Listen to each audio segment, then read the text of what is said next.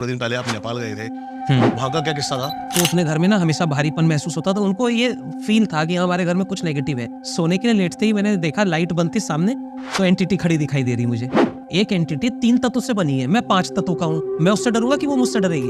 अभी आप मेरे को एक वीडियो दिखा रहे थे, उस वीडियो में टाइटल जो था वो ये था कि कुंडली जागरण। आप बैठो, ध्यान लगाओ अपने थर्ड आई पे और 15 मिनट इस मंत्र को सुनो। तो ये सब पॉसिबल है? ये चीज सजेस्ट करोगे लोगों को? कुंडलिनी एकमात्र सेक्सुअल एनर्जी है, मतलब डूइंग द सेक्स, वो तंत्रा का पार्ट है। मैं हमेशा यही कहता हूँ कि आपको गुरु के सानिध्य में ही रह के कुंडलिनी साधनाएं करनी चाहिए। ये लालच कभी मत करो कि मैंने YouTube पे कोई मंत्र सुना, तरीका देख लिया और मैं घर पे बैठ के शुरू कर दूं। वहां पर बिगड़ने के चांसेस बहुत ज्यादा हो जाते हैं। कई लोग सर तंत्र का जो प्रयोग है वो सिर्फ और सिर्फ पैसा बनाने के लिए करते, तो कितना पॉसिबल है कि आपकी लाइफ ग्रोथ में तंत्र हेल्प करेगा? आपको जो चाहिए मिलेगा। क्या चाहिए आपको? पैसा चाहिए? आकर्षण इतना बढ़िया हो जाएगा, आप जहां खड़े होकर जो बात कहोगे लोग सुनेंगे आपकी बात को। तो कोई कहता है कि 2-2 3-3 साल लग जाते हैं, किसी के ऊपर प्रेत है, फिर आप लेकिन मेरे को बता रहे हो कि मेरे सामने एक सेशन बिठा दो, मैं 2 मिनट के अंदर उसकी सारी प्रॉब्लम सॉल्व कर दूंगा। हाँ, एक सेशन में बैठे हैं, या अगर इमोशनल अटैचमेंट है तो 2-3 सेशन है। इसमें जो आपकी अभी एक्सपर्टीज है वास्तु में, क्या लोगों के लाइफ में वास्तु का क्या रोल है और कितना ज्यादा लोगों को वास्तु की तरफ जाना चाहिए? एस्ट्रोलॉजी कितनी ज्यादा इंपॉर्टेंस है लोगों की लाइफ में? एस्ट्रोलॉजी गाइडलाइन, साइकोलॉजिकली आप अपने अंदर चेंजेस लाके बहुत हद तक चीजें बदल सकते हो। कुछ लोग एस्ट्रोलॉजी में इसलिए आ जाते हैं कि पूरा भविष्य जान लूंगा, कल क्या कर दूंगा मैं, और फिर एक रेमेडी कर देंगे और पैसे की बारिश चालू हो जाएगी। तो एस्ट्रोलॉजी इसलिए नहीं है। गाइस, आज का पॉडकास्ट है ना बहुत ज्यादा स्पेशल होने वाला है, देखना बहुत ज्यादा जरूरी है। हमने इसमें बहुत ज्यादा कुंडली जागरण के बारे में जो बातें करी है डेप्थ में। आज हमारे साथ है एनी टाइम एस्ट्रो से आचार्य डॉक्टर नागेश सिंह जी। ये एक वैदिक एस्ट्रोलॉजर होने के साथ साथ एक देवता एनर्जी वास्तु स्पेशलिस्ट भी है, साथ ही एक दुर्गा रेखी हिलर भी है। 16 साल से इन्होंने ना बहुत ज्यादा लोगों को नेगेटिव एनर्जी से बचाया है। इन्होंने बहुत सारी कमर्शियल प्रॉपर्टी और प्राइवेट प्रॉपर्टी को भी बिना तोड़ फोड़ के वास्तु से ठीक किया है। गाइस, पॉडकास्ट बिल्कुल भी स्किप मत करना, बहुत ज्यादा मजेदार होने वाला है। एनी टाइम एस्ट्रो के साथ ये पॉडकास्ट पूरा देखना। तो कैसे आप लोग, स्वागत है आपका एक और पॉडकास्ट में। आज का पॉडकास्ट है आचार्य नागेश जी के साथ जी। और अभी मैंने करीब 1 घंटा सर हमने बातें करी होंगी। हाँ जी, 1 घंटा तो हो गया। अगर ये बातें 20% भी हम आपके सामने रख पाए ना, तो ये पॉडकास्ट देखना आपके लिए वर्थ हो जाएगा।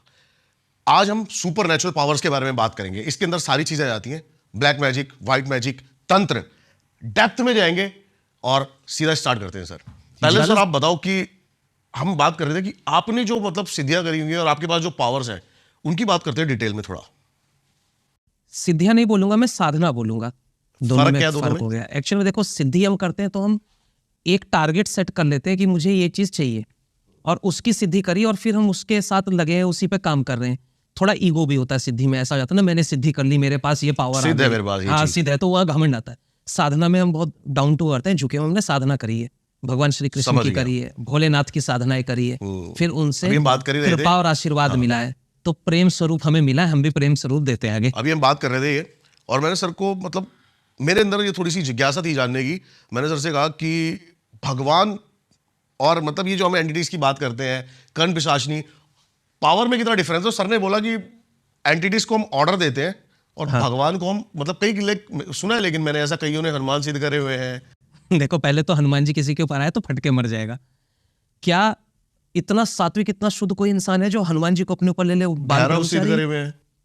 भैरव के पीछे बहुत बड़ा कॉन्सेप्ट है ना। 32 भैरव होते हैं और फिर भैरव के रूप में कई लोग एंटिटीज को भी सिद्ध कर लेते हैं और उनको भैरव रूप में अपने सामने रखते हैं। लेकिन भैरव खुद नहीं आएंगे। हाँ जी, भैरव कोई भी देखो, कोई भी ईश्वर स्वयं आपके ऊपर नहीं आएगा। माँ दुर्गा आती, माँ दुर्गा खुद नहीं आ जाएंगी। सही बात है। इतना सात्विक कौन है? कर्म देखो ना पहले। औकात भी क्या है इंसान की, मतलब कि हम इनको ऑर्डर दे सकते हैं? होता क्या है इसके पीछे, मैं बिल्कुल एकदम क्लियर बात बताता हूँ। ये जो देवी शक्तियां होती हैं, इनके अंश होते हैं। जैसे माँ दुर्गा है, माँ काली है, भैरव जी हैं, ये अपने कितने भी अंश बना सकते हैं। अच्छा। तो उनका जो एक अंश स्वरूप होता है, आपने बहुत मेहनत करी, सिद्धियां करी, तपस्या करी है, तो वो अंश स्वरूप आपको सिद्ध हुआ था, वो आपके साथ है। लेकिन घमंड में ये कह देना माँ काली मेरे ऊपर आ रही है, तो इतने सिद्ध नहीं है। लेकिन हाँ, माँ काली का अंश स्वरूप आपके साथ है, वो ऊर्जा। हाँ, वो ऊर्जा कई बार कंट्रोल कर लेती है। जैसे कुछ लोगों के ऊपर काली आ जाती है तो उनकी बातचीत बदलती है।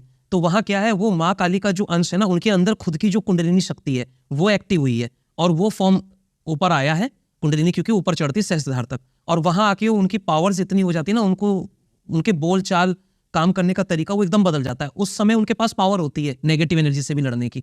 तो वहां ये नहीं कह सकते कि काली ऊपर से ऐसा ब्रह्मांड से आके मेरे अंदर घुस गई थी।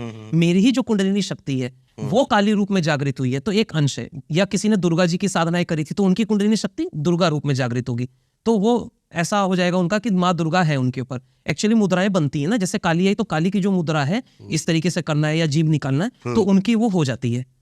साधनाओं में ऐसा हो जाता है, तंत्र में भी होता है, साधनाओं में भी ऐसा होता है। लेकिन तंत्र में और जो सात्विक मार्ग की पूजा पाठ है ना, इनमें एक फर्क ये होता है कि तंत्र मार्ग पे जब वो शक्ति आती है तो लोग बात कर रहे हैं, वो बता रही है, वो फुल कंट्रोल में ले लेती है उनको।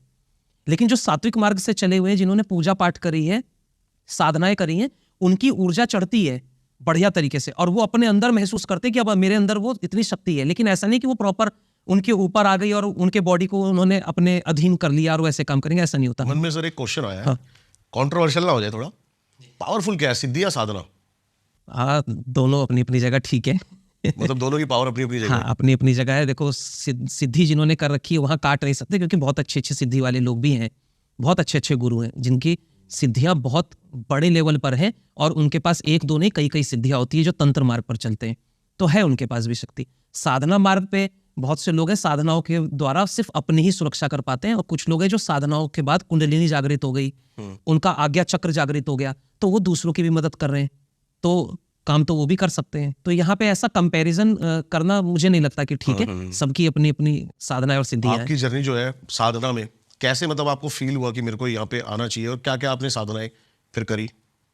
मेरा झुकाव माँ दुर्गा की तरफ था शुरू से। तो सबसे पहले थोड़ी प्रॉब्लम थी मेरे फैमिली में, मेरे घर में ऐसी प्रॉब्लम आई थी नेगेटिव एनर्जीज की। अच्छा। तो उसका सॉल्यूशन ढूंढ रहा था मैं। वो सॉल्यूशन मुझे जहां पर मिला वो दरबार था माँ दुर्गा का। वहां पर माँ दुर्गा 9 रूप में है, और किसी के ऊपर कैसी भी एंटिटी आती हो, कोई भी प्रॉब्लम होती हो, तो वो हट जाती थी, उनको अपना समाधान मिल जाता था। तो वहां मैं देखता था बहुत सी औरतों के ऊपर ना देवी स्वरूप चढ़ जाता था, तो वो नाम बोलती थी कि मैं ये देवी हूं, मैं वो देवी हूं। वहां से मेरे दिमाग में आ गया कि देवी कैसे मतलब आ गई शरीर के अंदर, स्वयं देवी तो आएगी नहीं, तो मुझे इसकी डेप्थ को जानना है। तो मैंने वहां पे ज्यादा बैठना शुरू कर दिया। मैं हर संडे हर ट्यूसडे जाता था, 2-3 घंटे में वहां ध्यान करता था। तो मैं वहां पे उस चीज को समझ रहा था, मैंने बहुत सा ज्ञान लिया भी, पूछा भी। तो वहां पे मुझे ये चीज क्लियर हो गई थी कि स्वयं माँ काली नहीं आ गई अंदर, अंश स्वरूप होता है वो शक्ति, और हमारी कुंडलिनी जब जागृत होकर ऊपर को चढ़ती है ना, तो वो उस रूप में आती है और इंसान उस रूप में आ जाता है। मैं गलत नहीं मानता किसी के ऊपर काली है या दुर्गा है वो ऐसा जो भी कर रहे हैं ना, तो ऐसा गलत नहीं। एक्चुअली उनकी कुंडलिनी शक्ति इतनी चढ़ी, और जिस स्वरूप को उन्होंने माना था वो स्वरूप में ही वो सामने आ रही है। तो 2 तरीके हैं, वैसे भी होता है। और साधनाओं में मैं थोड़ा बचता था इस चीज से कि मेरे ऊपर कुछ आए और मैं काम करूं, तो मैं हमेशा उस चीज से रुका था, तो ये चीज जल्दी हो जाती है। लेकिन मैंने साधना का मार्ग अपनाया था, तो मुझे इसमें कई साल साधनाएं करी मैंने, कुंडलिनी की सिद्धियां मैं कर रहा था, तो धीरे धीरे चीजें आगे बढ़ती चली गई। तो माँ दुर्गा भी हैं, माँ काली हैं, भगवान श्री कृष्ण की मैंने बहुत साधनाएं करी हैं। कुंडलिनी जागरण तो मैंने श्री कृष्ण के ही मंत्र से करा था। तो अच्छा। ऐसे मेरी यात्रा आगे बढ़ी थी। तो आज भी अगर मैं कोई काम करता हूं तो मुझे ये महसूस होता है कि ये शक्तियां हैं मेरे साथ, लेकिन ऐसा नहीं होता कि मेरे ऊपर आ गई हैं। हाँ, जब कुछ नेगेटिविटी से ऐसा सामना होता है तो उस समय मैं महसूस करता हूँ कि मेरा शरीर बहुत अब अंदर ताकत है। मुझे ऐसा लगता है कि हाँ, स्वयं काली खड़ी है मेरे साथ, मेरे अंदर ऊर्जा डाल दी उन्होंने इतनी कि मैं लड़ सकता हूँ। तो मैं डरता नहीं हूँ, नेगेटिविटी कैसी भी हो उसका निवारण करते हैं। कुंडली जागरण के बारे में थोड़ी सी बात कर लेते हैं सर, कि कैसे आपने एक्टिवेट करी थी कुंडली जागरण? कुंडलिनी जागरण का देखो ये तरीका एक हठ योग भी है और भक्ति मार्ग भी है। जैसे मीराबाई हैं, उन्होंने बहुत भक्ति करी कृष्ण जी की। तो अगर कोई किसी की भक्ति में लीन हो गया ना, अच्छा। चाहे बाबा भोलेनाथ की हो, चाहे माँ दुर्गा जी की हो, तो भक्ति में भी अगर कोई लीन है मतलब तो भी उसकी ऊर्जाएं चढ़नी शुरू हो जाती हैं। मेडिटेशन से? मेडिटेशन से तो बिल्कुल, मेडिटेशन तो सबसे प्योर फॉर्म है। तो एक प्योर फॉर्म कोई भी हमने पकड़ा, तंत्र से भी है, जैसे तांत्रिक क्रियाएं करके वहां कुछ हम साधनाएं कर रहे हैं, पूजा कर रहे हैं, वहां से भी क्या होता है। देखो, कोई भी मार्ग आपने पकड़ा, लास्ट में अल्टीमेट गोल क्या है, आपको पावर कैसे मिलेगी? कुंडलिनी ही जागृत होती है, सबकी कुंडलिनी एक्टिवेट होती है, तभी आपके अंदर ऊर्जाएं आती हैं। तो जो साधना मार्ग मैं लेकर चल रहा था, वहां पर कुंडलिनी मेरी जागृत हुई थी, श्री कृष्ण की भक्ति थी, श्री कृष्ण का मंत्र जाप में कर रहा था। और कुंडलिनी जब एक्टिवेट होती है ना, तो ऊपर की तरफ चलना शुरू करती है। लेकिन अगर कोई चक्र ब्लॉक है तो वहां रुक जाएगी। यहाँ पे गुरु की आवश्यकता होती है। मैं कभी नहीं ये नहीं कहता कि आप खुद से करो। हठ योग में भी लोग कुंडलिनी करते हैं, लेकिन खतरे बहुत हैं हठ योग में। आपको गुरु चाहिए, और अच्छे गुरु जिनके पास नॉलेज अच्छी हो, वो संभाल सके अपने शिष्य को। ऐसे गुरु मिलते हैं तो हठ योग से भी कुंडलिनी जागृत होती है। तो मैं भक्ति मार्ग से चला था। आप भक्ति मार्ग से जी। अभी आप मेरे को एक वीडियो दिखा रहे थे, हाँ जी, हाँ जी। उस वीडियो में टाइटल जो था वो ये था कि कुंडली जागरण हम्म, एक मंत्र के मंत्र के द्वारा। 15 मिनट में। हाँ, तो ये सब पॉसिबल है?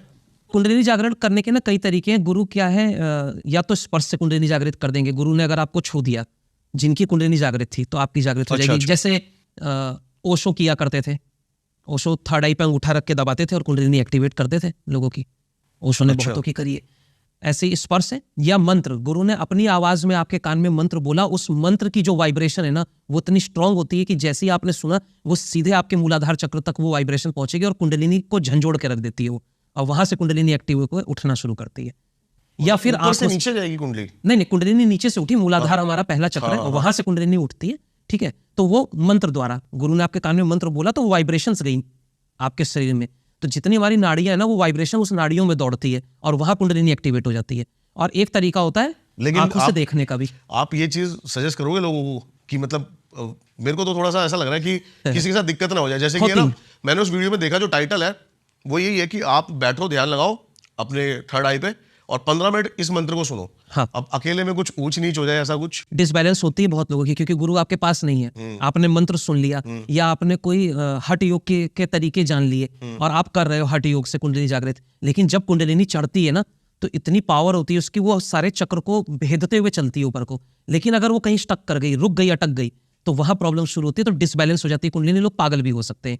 इसलिए मैं हमेशा यही कहता हूं कि आपको गुरु के सानिध्य में ही रह के कुंडलिनी साधनाएं करनी चाहिए। कुंडलिनी साधना ही नहीं, तंत्र साधना भी अगर आप कर रहे हो ना तो गुरु के सानिध्य में करो। ये लालच कभी मत करो कि मैंने यूट्यूब पे कोई मंत्र सुना, तरीका देख लिया और मैं घर पे बैठ के शुरू कर दूं। वहां पर बिगड़ने के चांसेस बहुत ज्यादा हो जाते हैं। गुरु हमेशा चाहिए, और बिन गुरु तो गति नहीं है। गति नहीं। लेकिन आजकल लोग बिना गुरु की चलने की कोशिश करते हैं।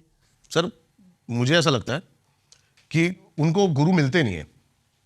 हाँ, ये भी बात सही है, अच्छे गुरु मिलते नहीं है। हाँ। वो वहां तक पहुंच नहीं पाते। हाँ, जब क्योंकि गुरु मेरा तक भी नहीं इंटरेस्ट पहुंच- आजकल तंत्र में बहुत है। मैं तांत्रिकों से मिल रहा हूँ, तांत्रिकों से बातें कर रहा हूँ, जी जी। तो एक अलग पावर फील होती है। लगता है कि कुछ ऐसी चीजें हैं जिसको भी मैं बोल रहा हूँ सुपर नेचुरल, हाँ, तो ये चीजें फील होती हैं। वो होंगी बिल्कुल। जब कोई मतलब जिसके पास सही में सिद्धियां है, जिसकी ऊर्जा बहुत अच्छी है, वो आपके पास बैठा है। आप पॉडकास्ट लेते रहते हो, सबसे बातें करते हो, लेकिन सही में कोई अगर सिद्ध पुरुष आपके साथ बैठा तो आपको तो एनर्जी फील होगी, वो होती है। तो power तंत्र feel में होती भी है। तंत्र में भी है, तंत्र में भी तो उनकी कुंडलिनी जागृत है। देखो, कुंडलिनी जागृत करना या जितने भी हम इस मार्ग पे चल रहे हैं, व्हाइट मैजिक हो, ब्लैक मैजिक हो, तंत्र हो, साधना सिद्धि हो, कुछ भी कर रहे हो, अल्टीमेट गोल क्या है हमारा? क्यों कर रहे हैं हम? जरूरत क्या पड़ी करने की? अल्टीमेट गोल सबका होता है एनलाइटमेंट। एनलाइटमेंट। एनलाइटमेंट मिल जाए मुझे, मैं इतना सिद्ध हो जाऊं कि मैं विजय पा सकूं, मेरी आत्मा को अगले जन्म की जरूरत ना पड़े, मैं ब्रह्मलीन हो सकूं। इसको ये- सर थोड़ा ये सा होता इसको है। डिस्क्राइब करो थोड़ा सा देखिए, लोगों होता के लिए। इसमें क्या है, जब किसी की ऊर्जाएं बहुत अच्छी हैं, ऑरा बहुत बिल्ड हो गया, तो कुंडलिनी जब प्रॉपर सहस्त्रधार तक आती है ना, तो आप जो जन्म मृत्यु का ये चक्र। साइकिल चक्र चल रहा है ना, इससे मुक्त हो जाते हो। जितने हमारे सिद्ध गुरु हैं वो जब ब्रह्मलीन हुए तो वो कहाँ है? वो ब्रह्मांड में है। आज भी लोग जब उनकी पूजा करते हैं, आराधना करते हैं, तो उनके दर्शन होते हैं। अच्छा। उनको वो राह देते हैं, उनको प्रोटेक्शंस देते हैं। तो वो एक स्थिति है जहाँ पे सबको पहुंचना होता है।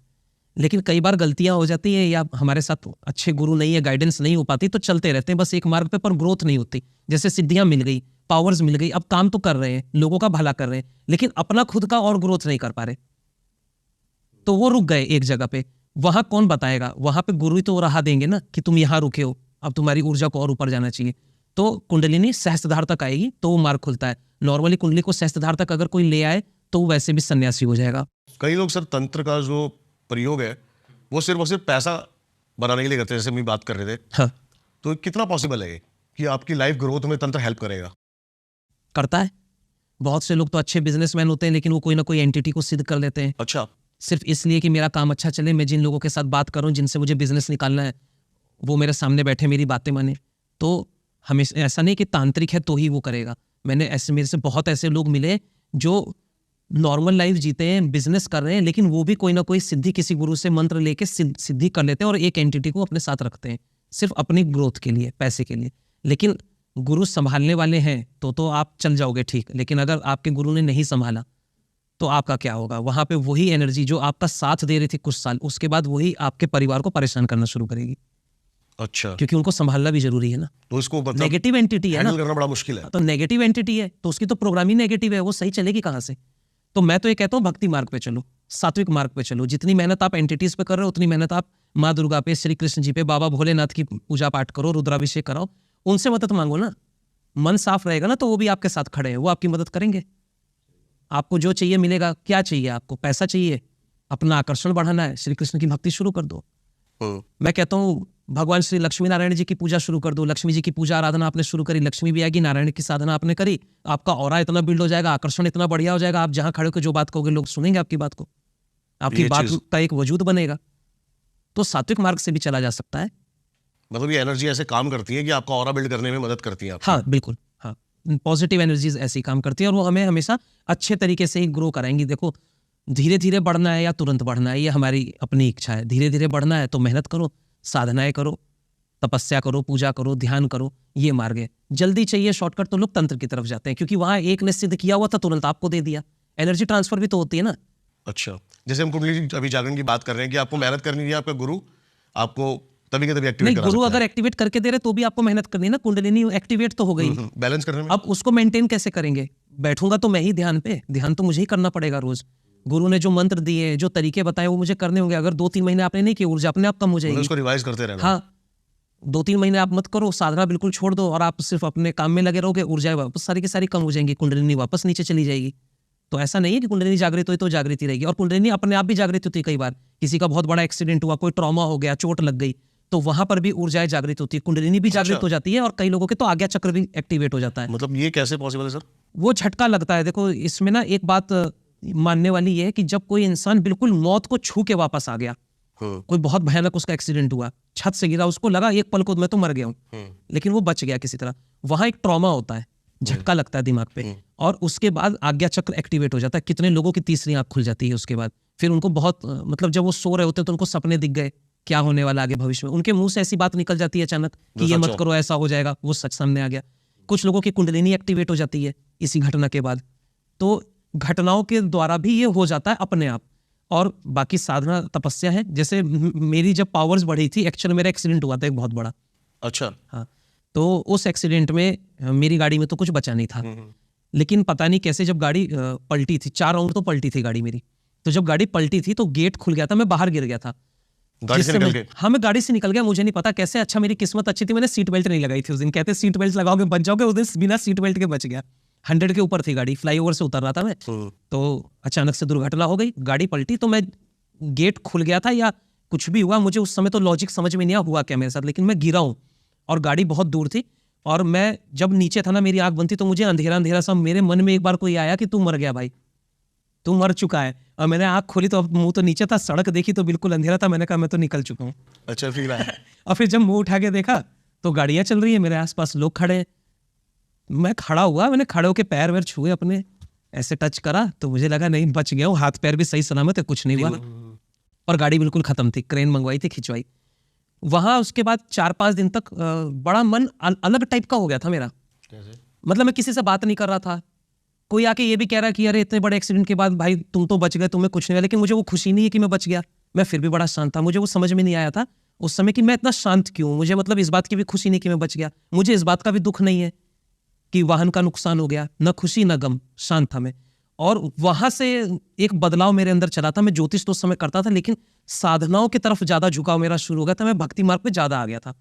ये बात 2014 की है। 2008 से तो मैं कर ही रहा था अच्छा। पूजा पाठ, माँ दुर्गा की साधनाएं कर ही रहा था, लेकिन 2014 में इस इंसिडेंट के बाद एक अलग बर्ताव मेरा हो चुका था। तो बहुत ज्यादा घूमना, दोस्तों में रहना, ये सब चीजें खत्म हो गई थी। एकांत जैसी अकेलापन बात हो पसंद गई था। थी। हाँ, कि शांत रहना है, एक जगह रहना है, रात को शांति से बैठना है, शांति पसंद आने लगी। और वहां पे मेरी पूजा पाठ बढ़ चुकी थी उस समय, और मेरे मंदिर जाने की विजिट्स बहुत बढ़े। उस इंसिडेंट के तुरंत बाद सबसे पहला जो मेरा खिंचा हुआ था वो था मेहंदीपुर बालाजी। अच्छा। मैं बैठा था दोपहर में, अचानक मन किया कि मुझे कोई खींच रहा है, बालाजी चलना है। तो मैंने 1-2 लोगों को फोन करा कि चलोगे क्या, तो कोई तैयार नहीं था। तो मैंने कहा मैं अकेला ही जाता हूँ, कोई नहीं जाएगा मेरे साथ। तो मैं मेहंदीपुर बालाजी पहुंच गया अकेला। 2 दिन रहा मैं वहाँ मैं देख रहा था। ऊपर जब मैं गया तो वहाँ पे प्रेतराज सरकार का मंदिर है, तो लोगों के ऊपर, जिनके ऊपर होती है दिक्कतें, तो आत्माएं आ जाती हैं। तो मैं देख रहा था वहाँ पे कोई चिल्ला रहा है, कोई सिर घुमा रहा था, एक को तो मैंने देखा वो दौड़ के जाता है, दीवार पे टक्कर मारता है, फिर वापस आता है, दीवार पे टक्कर मारता है। मैं उसको देख रहा था वहां पे। तो कोई डर ऐसा कुछ नहीं था ना, मुझे ये था कि मैं क्या देख रहा हूँ, भूत प्रेत है या कुछ भी है। मैं उस समय भी न्यूट्रल था। मैं आया, बैठा वहां पे, थोड़ा ध्यान साधनाएं करी, मेडिटेशन करी, रात को सो गया। तो इसके बाद मंदिर की विजिट मेरी बढ़ गई थी। मैं अचानक से ना बहुत ज़्यादा धार्मिक हो गया था। और 2016 में फिर मुझे गुरु मिले थे, गुरु कृपा से उन्होंने मुझे मंत्र दिया और मैं ध्यान में बैठा था। उन्होंने बोला था कुंडलिनी जागृत होनी होगी ना तो एक बार में अभी हो जाएगी तेरी। और वहाँ मेरी कुंडलिनी जागृत हुई थी। रात को 12 बजे मैंने मंत्र। अभी हम सर बात करेंगे इस बारे में कि आपने कहा कि कई लोगों की कुंडली जागरण होती है तो वो अलग अलग बिहेव करते हैं, कोई हंसने लगता है, रोने लगता है। हाँ। वो क्या मतलब इमोशंस पे कंट्रोल नहीं होता क्या उनका? नहीं, वो इमोशन ही निकलते हैं। अगर आपका कोई इमोशन रुका हुआ इमोशन स्टक है तो वैसे भी आपकी कुंडलिनी जागृत नहीं होगी, आप आगे नहीं बढ़ पाओगे, क्योंकि वो इमोशन है जो रोका रहेगा हमेशा। इमोशन फ्री जब आपके सारे हो जाएंगे ना तभी तो ऊर्जा ऊपर चढ़ेगी। आप बहुत दुखी हो, हार्ट चक्र ब्लॉक है। अच्छा। बहुत घबराए हुए हो, डरे हुए हो, मूलाधार चक्र ब्लॉक है। ठीक है। बहुत ज्यादा पैसे का लालच है, छल कपट में घूम रहे हो, मणिपुरा चक्र ब्लॉक रहेगा। तो कुछ ना कुछ तो ब्लॉक रहेगा ना। हमें शांत होना पड़ेगा उसके लिए। हाँ, वहाँ शांत होते हैं तो जब कुंडलिनी एक्टिवेट होती है तो इमोशंस निकलते हैं। कुछ लोग बहुत ज्यादा रोते हैं, कुछ बहुत ज्यादा हंसते हैं, किसी का गुस्सा निकल रहा होता है। कुछ ही लोग होते हैं जो न्यूट्रल रहते हैं। कुछ ही होता है। हाँ, मैं 2 बार बैठा था कुंडलिनी साधना के लिए। फर्स्ट टाइम जो मैं 2016 में बैठा था वहां तो जागरण हुआ था। सेकंड टाइम मैं अपने गुरुजी के साथ था, हम कुंडलिनी साधना में रिट्रीट में थे, वहां पर मैं था, पर कोई इमोशंस मेरे नहीं निकले थे। क्यों नहीं निकले? क्योंकि पहले से ही बैलेंस चला आ रहा था। इसको भी सर रिवाइज करना पड़ता है कुछ? हाँ, करना पड़ेगा ना, हमेशा गुरु शरण में रहेंगे तभी तो ऊर्जाएं बनी रहेंगी, तो बढ़ जाती है एनर्जी। हकीकत तो ये ना कि जब गुरु के पास हम गए ना तो वो और हमारा स्तर बढ़ता है, ऊर्जाओं का स्तर बढ़ता है। तो गुरु शरण में रहना हमेशा जरूरी है। मैं तो हर किसी न किसी बात पे यही कहता रहता हूँ कि गुरु शरण में रहो, अकेले कुछ भी ट्राई नहीं करना चाहिए, खतरे हो जाते हैं। आप सबके लिए डिस्क्लेमर भी है, क्योंकि हाँ। आजकल जनता को ना बड़ी चीजें पसंद आ रही है। जैसे हम बात कर रहे थे ना यूट्यूब की, देख लेना, ये लिंक पक्का क्लिक होगा कि 15 मिनट में मंत्र सुन के कैसे कुंडली जागरण करें। हाँ बिल्कुल, 15 मिनट में हो तो जाती है। लेकिन आपको अपने ऊपर भरोसा है ना, आपको लगता है कि मुझे कोई दिक्कत नहीं होगी तो कोई दिक्कत नहीं है। लेकिन अगर आप घबरा गए, कुंडलिनी उठी, बुखार हो गया, भूख लगनी बंद हो गई, या कोई एक्टिविटी आपकी हो गई और डर गए, वो जो डर का भाव है ना वही नेगेटिव है। फिर वही से प्रॉब्लम आती है, क्योंकि आप अपनी कुंडलिनी शक्ति से डरने लगे, आगे कैसे बढ़ोगे? तो ऐसे लोग जो डर सकते हैं उनको तो गुरु शरण में रहना चाहिए। गुरु तो उनको बताएगा ना कि डरो मत, डरने की बात नहीं, ये जो तुमको दर्शन हुए थे ये कोई भूत नहीं था, ये तुम्हारी परीक्षा थी। अच्छा, ऐसा कुछ दिख भी जाता है एकदम से? अरे बहुत भयानक रूप में दर्शन होते हैं, इसीलिए तो कुंडलिनी साधना में लोग पागल भी हो जाते हैं। एक तो कुंडलिनी डिसबैलेंस हो गई, ऊपर से ऐसी छवि दिख गई, वो झेल नहीं पाते। तो ऐसा होता है। मैं जब बैठा था रात को 12 बजे मैं बैठा था, मैंने मंत्र लिया गुरुजी से। अब उसमें यह था कि 15 मिनट मंत्र सुनना है, 15 मिनट में एक्टिवेट हो जाएगी कुंडलिनी, या फिर कुछ लोगों के ज्यादा समय भी लगेंगे, लेकिन डेली 15 मिनट मंत्र जाप करना है और ध्यान करना है एक फिक्स टाइम पे। तो मैं पहले दिन जब बैठा था उसी दिन मुझे झटका लगा। मैंने मंत्र सुना था और मैंने जैसे ही मंत्र सुना आंख बंद करी और मैंने मंत्र दिमाग में रिपीट करना शुरू करा और मुझे तुरंत झटका लगा। मैं नॉर्मल बैठा था ऐसे और झटका लगा, ऐसे लगा पीठ पे किसको चोट लगी और मैं तुरंत ऐसे सीधा हो गया था। रीढ़ की हड्डी एकदम सीधी, गर्दन सीधी हो गई मेरी, और थोड़ी देर में मेरे दोनों हाथ ऐसे उठ गए थे और मैं यहाँ पे लॉक हो गया था। मैं अपना हाथ खुद वापस नहीं ला सकता था, हाथ ऐसे रुक गए मेरे। और थोड़ी देर बाद धीरे धीरे जीभ बाहर निकलनी शुरू हुई, यहाँ तक आ गई थी जीभ। और मैं अपने शरीर को अब अपने कंट्रोल से बाहर समझ चुका था ना, मैं ना हाथ ऊपर ला पा रहा हूँ, ना मुंह बंद कर पा रहा हूँ, और मैं अटक गया। और उसके बाद मेरे सामने अंधेरा और ऐसी छवि क्रिएट होनी शुरू हुई ना, लाल लाल ऐसा खून खून सा दिख रहा था, और भयानक रूप में जैसा माँ काली के पूरे बाल खुले हुए, तूफान चल रहा है और उनके हाथ में ऐसे राक्षसों के सिर हैं और खून बह रहा है, और वो बिल्कुल एकदम उग्र रूप में, और सिर्फ चेहरा दिखाई दे रही है। तो पहले तो मुझे सिर्फ चेहरा दिखा, तो वहां मेरे रोंगटे खड़े हो गए थे और मेरा शरीर अभी मेरे हो रहे हैं आपकी बात सुन के। मेरा तो शरीर उस समय ऐसे कांप रहा था, थरथरा रहा था मैं, लेकिन मैं अपने आप को वापस ही नहीं ला पा रहा था। मैं अटक गया एक जगह पे और मैं अकेला, मैंने कहा रात को 12 बजे शुरू कर दिया, गुरु जी के तो पास भी नहीं हूं मैं। तो जब चेहरा मैंने देख रहा था ना, तो उस समय एक बार को मैं डगमगा गया था, मुझे डर लगा। लेकिन फिर मेरे मन में यह था कि माँ दुर्गा की साधना करता हूं मैं इतने सालों से, तो अंदर से एक आवाज आई कि कुछ नहीं है, ये माँ है, माँ परीक्षा ले रही है, डरने की बात नहीं। और माँ परीक्षा लेती है पर अपने बच्चों को कभी कोई कष्ट नहीं देगी। वो जो एक आवाज अंदर से शुरू हुई ना, वहां से कॉन्फिडेंस बना। फिर मैं रुका रहा, उसके बाद पूरे रूप में मैंने खड़ा देखा माँ काली को, और 15 मिनट तक मैं ऐसे था। 15, और मेरे मुंह से ना पूरा थूक बहे जा रहा, निकले जा रहा, पूरा ऐसे गीला हो चुका था मैं, पर रोक नहीं पा रहा था। उसके बाद फिर शरीर एकदम हल्का हुआ और मैं आगे की तरफ गिर गया तुरंत। एकदम से ऊर्जा निकली अंदर से और मैं गिर गया। रात को सोया, सुबह खुली, बुखार बढ़िया वाला बुखार था, पूरा शरीर तप रहा था, पूरे बदन में दर्द था मेरे। और 3-4 दिन तक मेरा ये बुखार अप एंड डाउन चलता रहा, लेकिन मैंने साधना नहीं छोड़ी। मुझे मालूम था कि गुरुजी ने कहा 15 मिनट ध्यान पे बैठना है और ये मंत्र जाप करना है बिना डरे 15 मिनट तक, सुबह और शाम। तो मैं करता रहा। इसके बाद एक बदलाव था कि भूख खत्म हो गई थी, बहुत तरीके बदल गए थे जिंदगी जीने के, बात करने का ज्यादा मन नहीं करता था लोगों से, बहुत कनेक्शन कम हो गए मेरे, खाना एक टाइम में खाता था। तो 2-3 महीने मेरे ऐसे चले, उसके बाद धीरे धीरे नॉर्मल हो गया मैं। तो 2-3 महीने लगे मुझे जब कुंडलिनी मेरी एक्टिवेट हुई। लेकिन मुझे मालूम है कि अगर मैं गुरु शरण में होता उस समय तो शायद इतना समय न लगता। गुरु तो एक बार में बैलेंस कर देते हैं। इसके बाद जब भी मैंने ये देखा कि मैं व्यस्तता में हूँ, बाहर हूँ, और अगर मैं 15 दिन 20 दिन या 1 महीने तक नहीं कर पा रहा हूँ, तो थोड़ा मैं फील करता था कि ऊर्जाएं, थोड़ी ऊर्जा कम हो रही। क्योंकि जब मैं ध्यान में बैठता हूँ तो जो एहसास होते हैं, जो मुद्राएं मेरी बनती हैं, अपने आप मुद्राएं बननी शुरू हो जाती मेरी मेडिटेशन में। जैसे तो वो अच्छा, वो जो हाँ मुद्राएं होती है, जैसे जो भी हमारे चक्र है, हर चक्र की अपनी मुद्रा है। तो कुंडलिनी जहां रुकती है, क्योंकि कॉन्शियस एनर्जी है, जिस मार्ग पे मैं चलता हूँ सिद्ध योग पे, तो सिद्ध योग एक कॉन्शियस एनर्जी है, उसको खुद मालूम है कि क्या करना है, शरीर में कहाँ पे जाके ब्लॉकेज आ रहा है, कौन सा चक्र में रुकावट है, वो खुद करेगी। अच्छा, आपको जैसे नहीं किसी करना। की करते हुए दूसरे चक्कर पे या तीसरे चक्कर पे रुक गई, तो उस टाइम उसको कुछ प्रॉब्लम हो सकती है क्या? नहीं, प्रॉब्लम नहीं होगी, उसकी वही रुकी रहेगी। ऊपर के बाकी चक्र तो उनके अभी एक्टिव नहीं हो पाए, उनकी ऊर्जा लेकिन बॉडी में बैलेंस नहीं चेंजेस है। फील होंगे। हाँ, जितने चक्र तक कुंडलिनी चलेगी उतने तो उनको चेंजेस फील होते हैं। लेकिन चक्र बैलेंस होने चाहिए सातों, कुंडलिनी चाहिए यहाँ तक, थ्रोट अभी चक्र मैं तक। एक एस्ट्रोलॉजर से मतलब पॉडकास्ट था मेरा, तो उन्होंने बोला कि जब सेकंड चक्रा पे आती है ना एनर्जी, तो बहुत पैसा, बहुत फेम आएगा आपके पास। और सेकंड चक्र पे। हाँ, अच्छा, और क्या होता है ना, लोग सेक्स की तरफ ज्यादा चले जाते हैं, जैसे कि एक्चुअली वो सेक्सुअल चक्र ही होता है। सेकंड चक्र जो हमारा होता है वो स्वादिष्ठान चक्र, ये सेक्सुअल एनर्जी का ही होता है। ठीक है, तो देखो आप और ऑरेंज, उन्होंने मेरे को सर एग्जांपल भी दिया कि आप देखो कि अभी कई सारे बाबा जो है जेल गए, ये अपनी सेकंड चक्कर पे ही जाके रुक गए थे। नहीं रुके नहीं, मैं ये नहीं कहता हूँ, देखो किसी को भी हल्के में नहीं करना चाहिए। अभी उन्होंने भी इतना काम करा तो कुछ तो ऊर्जाएं उनकी अच्छी लेकिन होंगी। सर मैं ये तो बात देखने नहीं सच जा है रहा। कि धन संपत्ति की किसी के पास भी कोई कमी नहीं अब थी। ना मैं क्लियर कर देता हूँ आपको, कुंडलिनी पूरी खुल के ही बात कर लेते हैं। अब कुंडलिनी है क्या? कुंडलिनी एकमात्र सेक्सुअल एनर्जी है। ठीक है, कुंडलिनी है सेक्सुअल एनर्जी। जब कुंडलिनी जागृत कब होगी? जब आपके अंदर टेस्टोस्टेरोन लेवल, पावर, ऊर्जा उसी को कहते हैं, वो बढ़िया होगा ना, तब कुंडलिनी। मरे हुए पतले से खत्म से आदमी को बैठा दो, कुंडलिनी उठेगी ही नहीं उसकी, वो खुद ही बेहोश हो जाएगा, उसमें है नहीं हिम्मत। तो कुंडलिनी के लिए पहले स्वस्थ शरीर चाहिए। तो कुंडलिनी होती है हमारी सेक्सुअल एनर्जी, और जिस समय ये जागृत होती है तो ये सर्प जब ऊपर को उठता है, मूलाधार से चलना शुरू होता है, तो सेकंड चक्र पे आता है। अब ये ऊपर को जाना शुरू होता है। अब यहाँ पे बात आती है कि इसको बढ़ाना भी है, लेकिन इसको कंट्रोल भी करना है। अब जो भटक गए तो वो अपनी ऊर्जा वेस्ट कर रहे हैं, कुंडलिनी ऊपर नहीं जाएगी।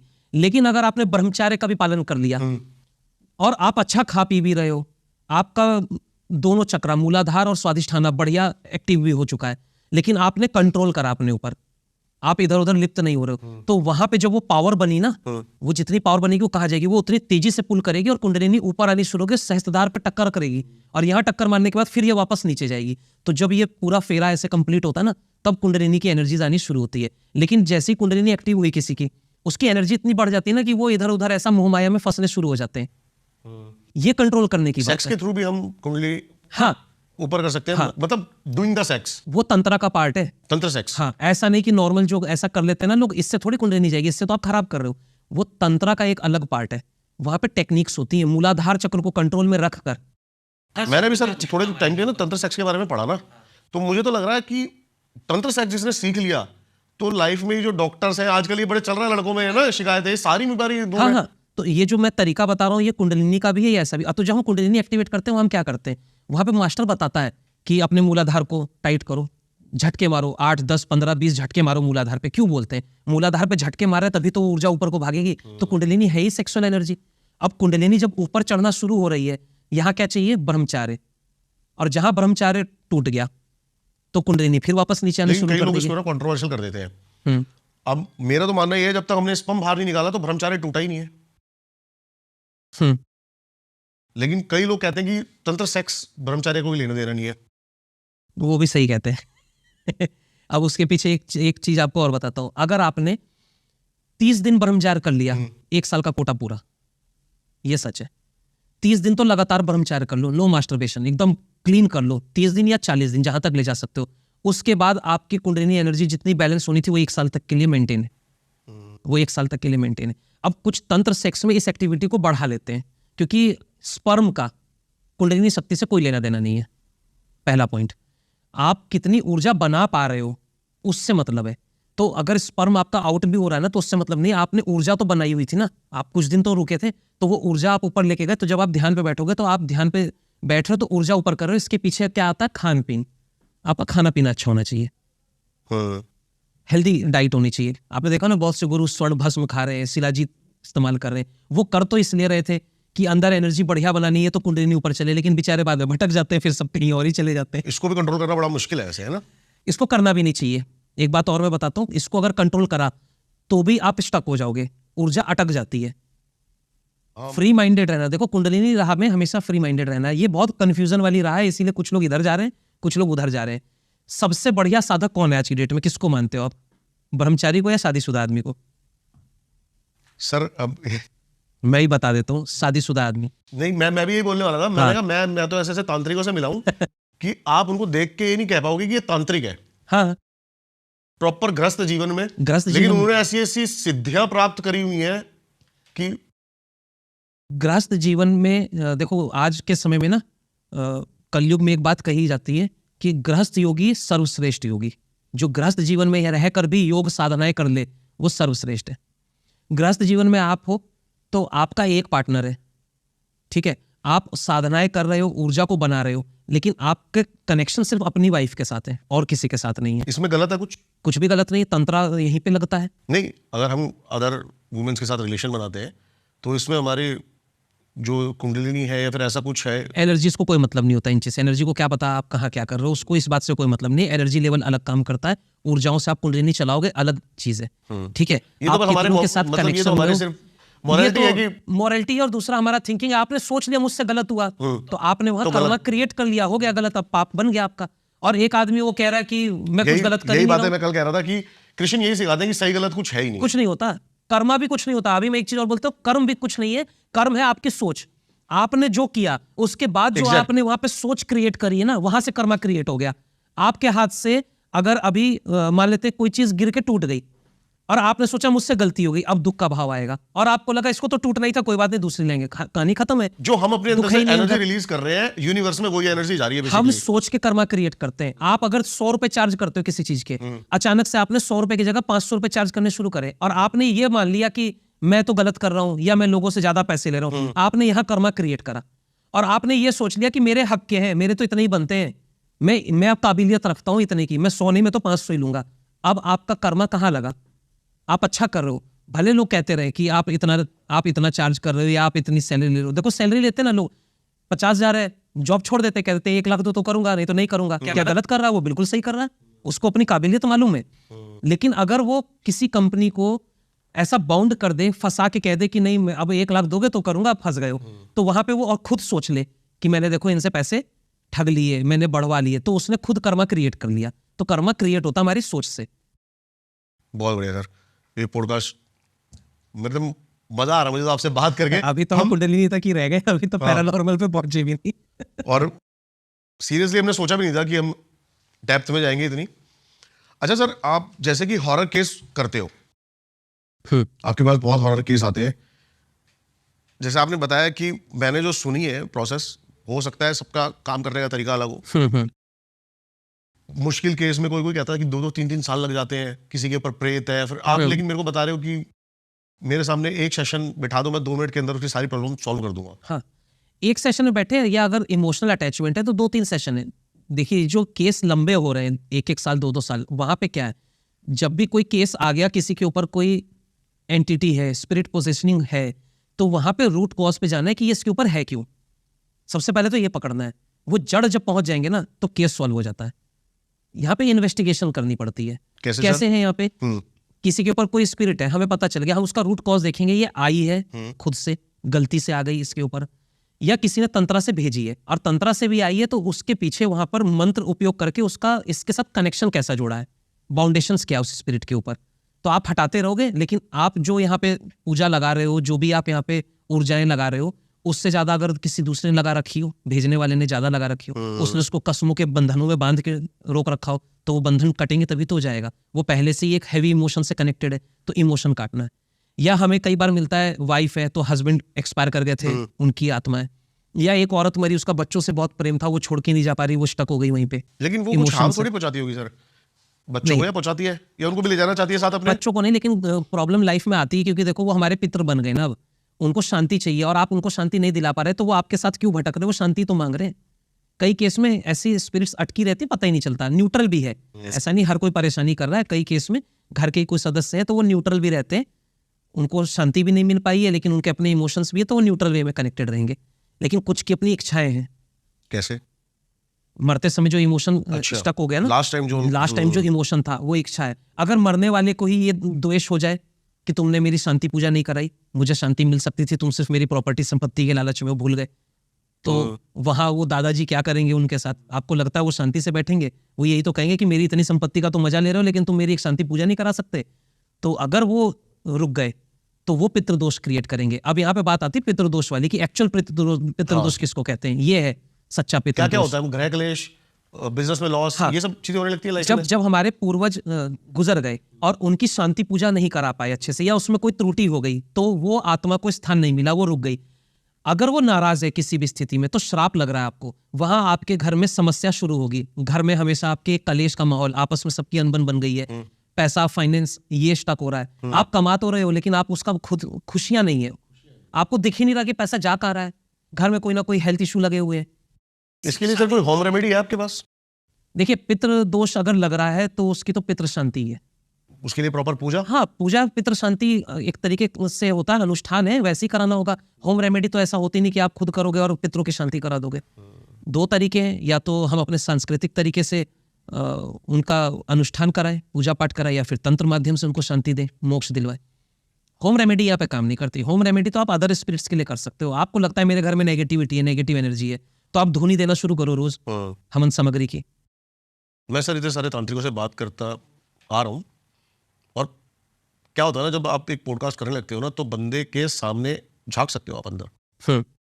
तो आपकी जो एक अच्छी बात है वो मैं भी बताना चाहूँगा आपको जी, कि आप ना हर रास्ते के लिए ना आपने कोई ब्लॉकेज नहीं करी हुई। जैसे कि मेरे पास कई सारे ऐसे बंदे आए फिर जिनसे मैं बात करता हूँ, जो तंत्र मार्ग में, वो भक्ति मार्ग वालों को बिल्कुल लेकिन आप बोल रहे हो कि सारे वे हैं। हाँ, सारे तरीके हैं, सारे तरीके, और आप उनको रिस्पेक्ट भी कर रहे हो और मान रहे हो कि तंत्र से भी, यंत्र से भी और मंत्र से भी हम सिद्धियां या साधना कर सकते हैं। होता है। पहले तो एनर्जीज की रिस्पेक्ट करनी चाहिए, हर धर्म की और हर तरह की एनर्जी की रिस्पेक्ट करनी चाहिए, मेरा ये मानना है। मैं इसी तरीके से चलता हूँ। दूसरा, किसी को भी ऐसा हल्का आंकना या अंडर एस्टिमेट करना कि नहीं वो तंत्र वाले गलती कर रहे हैं, नहीं, ये भी गलत है। तंत्र वाले गलत नहीं करते, गलत करवाते हैं लोग खुद आके। खुद ही तो आके डिमांड रख रहे हो तुम इनके पास कि ऐसे कर दो, ऐसे कर दो, मेरा भाई मुझसे ज्यादा पैसे कमा रहा है, मैं उससे चिढ़ता हूँ, बाबा जी ऐसा कर दो कि उसका काम रुक जाए। तो कर देंगे, वो तो मांगने कौन गया, तुम गए। और अभी सर मेरे को बड़ा अच्छा लूप होल बता रहे थे कि तांत्रिक आजकल बड़े स्मार्ट हो गए हैं। वो सर बताओ आप। होता क्या है कि आप गए कुछ गलत कराने, मैं चिढ़ता हूं उससे, कुछ भी है, आपने गलत डिमांड रख दी तंत्र में, तो तांत्रिक कर्मा अपने ऊपर क्यों लेगा? आपकी इच्छा है, आप लोगे कर्मा। तो जिस समय वो आपको बैठाते हैं पूजा पे और आपसे वो संकल्प कराते हैं, वही संकल्प में वो करा देते हैं कि इस काम से जो भी कर्मा लग रहा है वो मेरा वही, और आप संस्कृत में बोल रहे हो मेरा। तो तांत्रिक ने अपना काम करा, आपकी डिमांड पूरी कर दी, उसने पूजा करी, वो चला गया, वो फ्री है। हाँ, वो फ्री है। कर्मा किसको लगा? कर्मा आप लेके उस बोझ को ढोना। आप किसी का बुरा कर रहे हो, अगली पीढ़ी तक में आपके घर में भी वो परेशानी आ जाएंगी, वो कर्मा भोगना पड़ेगा। नेचर से बच नहीं सकते आप। नेचर से तो कभी कोई बचा ही नहीं। क्या रावण बच गया? बताओ। रावण से ज्यादा तंत्र का ज्ञान या ज्योतिष विद्या का ज्ञान क्या कुछ नहीं था रावण के पास, है ना। भगवान शिव को ही उन्होंने बुला लिया था, शिवलिंग लेके ही चल दिए थे, लेकिन उसके बाद भी कहीं तो गलती हुई। घमंड, जिद, मतलब वही आपकी वाली बात है कि किसी को कम नहीं आंकना चाहिए। नहीं, सबसे प्रेम भाव से रखो। तंत्र भी अच्छा है, हम साधनाओं में है, कुंडलिनी साधना में है, ये भी अच्छा है। यहाँ पे फर्क होता है black magic and white magic का। काम कैसे किया जा रहा है। कुछ तांत्रिक भले के लिए काम कर रहे हैं, किसी की भी प्रॉब्लम है हम सुधारने बैठे हैं। कुछ थोड़ा अलग दिमाग से चलते हैं, वो कहते हैं कि तुमको जिसका जो कराना है मुझे बताओ, कर ही दूंगा। मैं आपकी बात से रिलेट कर पा रहा हूँ। मतलब हमें किसी बच्चे को सुधारना है, प्यार से या मार से, रिजल्ट सुधारना है। तो यहाँ पे ब्लैक मैजिक, व्हाइट मैजिक, दो कॉन्सेप्ट अलग अलग हो जाते हैं। तो मैं जिस मॉडलिटी पे काम करता हूँ, हीलिंग्स, ये व्हाइट मैजिक है। यहाँ हम किसी के ऊपर कुछ डाल नहीं रहे, एक की स्पिरिट उतार के दूसरे पे नहीं भेज रहे, हम तंत्रा को काटते हैं कि अगर गलत है, तुम्हारे साथ अगर गलत हो रहा है तो काट देंगे। लेकिन तुमने ही कर्म गलत करे, तुमने पहले किसी का कुछ गलत करा और वो बाउंस बैक तुम्हारे ऊपर है, आपको ऐसा लगता है कि तो कर्मा झेलना आपके पास कोई पड़ेगा। ऐसा केस आया जो सॉल्व ना हुआ हो? और क्योंकि मेरे ना कमेंट सेक्शन में, और मैं आपको मेल्स भी दिखाऊंगा, एक दिन में 500 से ज्यादा मेल यही आती हैं कि हमने इतने तांत्रिकों को दिखा लिया है, हमने इतने चीजों को कर लिया और हमारी प्रॉब्लम सॉल्व नहीं हो पा रही है, 5-5 साल से परेशान है लोग। पहले तो जहां वो गए हैं उनका समाधान वह है नहीं, हो सकता है उनकी प्रॉब्लम ज्यादा बड़ी हो। मैंने बोला ना, स्पिरिट के इमोशनल कनेक्शंस होते हैं जिसको रूट कॉज जान के वो कनेक्शन काटना पड़ेगा, तब जाके आपको प्रॉब्लम से बाहर निकालेंगे। इसको सर तो डिटेल में वहां बताओ पहुंचे थोड़ा नहीं, सा। वो वहां पहुंचे नहीं। दूसरी चीज होती है कि आप पहले के अपने जन्मों से ऐसे कर्म करते आ रहे हो कि आपके प्रारब्ध में ही लिखा है कि आपको ये भोगना है, या आपने ऐसी इतनी बड़ी गलती कर रखी जिसके सजा स्वरूप, सजा के रूप में वो एक नेगेटिव एनर्जी या कोई चीज आपके ऊपर आ गई, वो बदला ले रही है अपना। किसी ने किसी को मार दिया, वो कहाँ जाएगा? वो भी तो इसको श्राप दे रहा होगा ना। अगर वो इस पे आ गया तो तुम्हारा कौन भला करेगा? तुम्हारी वजह से किसी का परिवार तबाह हुआ और उसमें किसी ने आत्महत्या करी, वो आएगा। तो अगर उसका श्राप तुमको लगा है तो उस श्राप से कौन मुक्त कराएगा? फिर तुम कहोगे कि तांत्रिक हमें ठीक नहीं कर पाते। तो मैं कहता हूं पहले कर्म को देख के हम चलेंगे कि कर्म से, और दूसरा एक प्रारब्ध है कि कुछ का प्रारब्ध ही ऐसा होता है। मेरे पास भी ऐसे केस है जिनको मैंने बहुत बचाने की कोशिश करी, उनकी हीलिंग्स भी कर दी, उनका तंत्रा भी काटा है, जो नेगेटिव एनर्जी उनके साथ थी कर्मा की वजह से भी थी, वहां भी मैंने कोशिश करी कि इनको बाहर निकालेंगे, लेकिन उनके प्रारब्ध में लिखा है कि तुझे ये जन्म भोगना ही है। तो वो फिर भी आगे चलते चलते ना 2-3 हीलिंग के बाद कहने लगते नहीं हमें नहीं कराना है, हमें अभी समझ में नहीं आया था, मुझे तो थोड़ा सा अभी भी लगता है ये दिक्कत। मैं कहता हूँ ठीक है, बंद कर देते हैं केस, छोड़ देता हूँ मैं, जाओ अपनी मर्जी से। लेकिन मैं कभी खुद से नहीं छोड़ता, मैं कहता हूँ तुम्हारी इच्छा, तुमको बंद करना बंद कर दो, क्योंकि डूबते हुए को हम बचा सकते हैं, लेकिन जिसके भाग्य में लिखा कि तू तो डूबेगा ही, उसको तो भगवान भी नहीं बचा सकते। उसके कर्म अनुसार ईश्वर ने लिख दिया कि तू तो डूबेगा ही, तो उसको कितना भी बचाने की कोशिश करोगे ना, उसकी खुद की आदत ऐसी कि वो हाथ छुड़ाता है, हाथ छुड़ा के गिरता है नीचे, कहता है मैं तो जा रहा हूँ। तो वहां पे छोड़ देना चाहिए, बहुत ज्यादा ऐसे किसी के पीछे नहीं पड़ना चाहिए।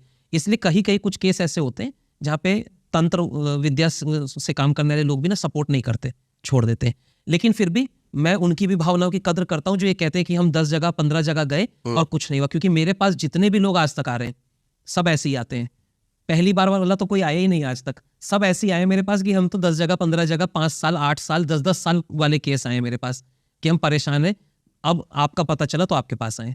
तो वहां से मैं केस शुरू करता हूँ। मैं ये कहता हूँ फुल स्टॉप तो हम लगा ही देंगे, एक दिन में लगेगा, चाहे 4 बार हम काम करेंगे, वो मेरा काम है, लेकिन हम कर देंगे काम को।